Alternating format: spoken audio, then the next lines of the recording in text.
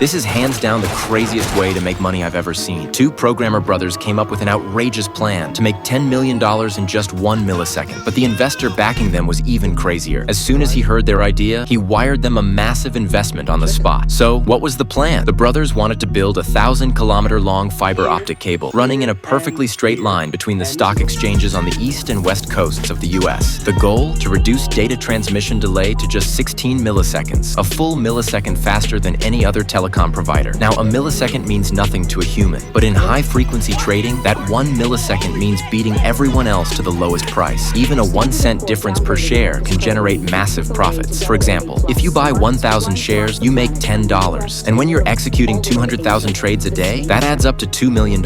Working 24/7, 996 style, year-round, they could rake in $500 million a year. And no, they're not exaggerating. Plenty of people had thought of this before, but the problem was the startup cost. Building a cross-country fiber line is insanely expensive, and keeping it perfectly straight across the US is even harder, because if even one homeowner refuses to let them dig under their land, the whole get-rich-overnight plan collapses. The two brothers split up responsibilities. The bold one, Anton, handled lobbying and fundraising. The genius, Vincent, a towering figure over 6 feet tall, was hailed as a programming prodigy by their boss, Eva Torres. Vincent knew she would never let him go, so he quietly handed in his resignation letter at the front desk and tried to sneak out. But he was already being watched. The brothers assumed Eva's threats were empty and ignored her. Instead, they gathered a small team of trusted friends and pitched them on going all in for one massive score. Then came the real challenges. To run the fiber through residential areas, they had to buy narrow strips of land and drill 3 meters underground. Fortunately, most homeowners didn't give them any trouble. After all, it was basically free money falling from the sky. The project reached the halfway mark smoothly, and that's when, of course, everything started to fall apart. Eva found out what Mike and Carl were building. Furious, she flew in on her private jet and stormed the worksite, threatening Mike to shut everything down immediately.